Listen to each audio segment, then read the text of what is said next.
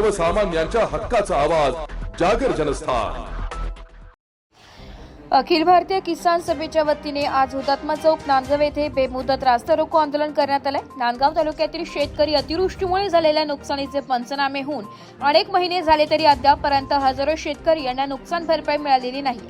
तसेच ज्या शेतकरी बांधवांनी मोठ्या कष्टाने पिकवलेला मका पिकाला तुटपुंज भावाने विक्री करावा लागत आहे। सरकारने 2400 रुपये हमीभाव दिलेला असताना देखील 1400 ते 1500 रुपयाने मका पिकाला भाव मिळाला।